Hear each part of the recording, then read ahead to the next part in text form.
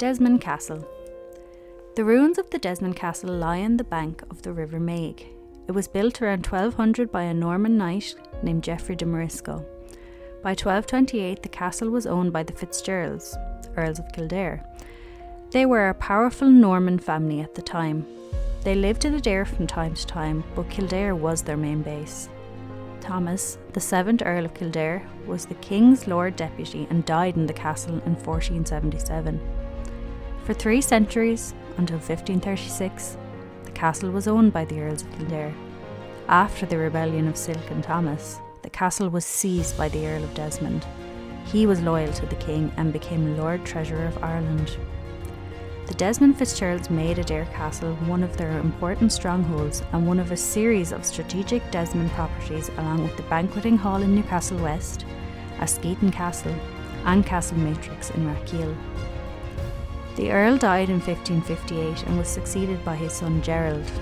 Gerald, however, was not loyal to the king and became embroiled in a long struggle with the crown in what became known as the Desmond Wars. This was the most eventful period in the history of the castle and explains why this castle, property of the Earls of Kildare for some 300 years, should be called the Desmond Castle.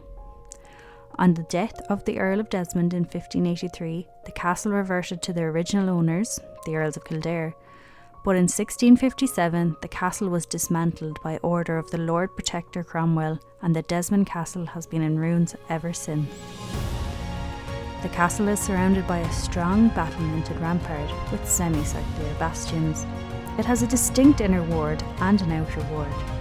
The inner ward has a 3-storey square tower that forms the defensive core of the castle, surrounded by a moat. This square tower on the west side gives access to the outer ward, with 2 halls on the river side, including the large rectangular Great Hall.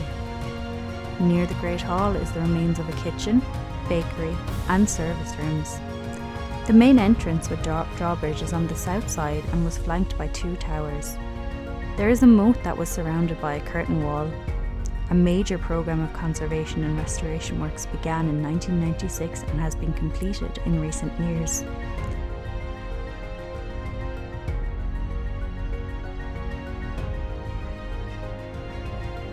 Tours of the 13th century Norman castle take place daily from June to the end of September.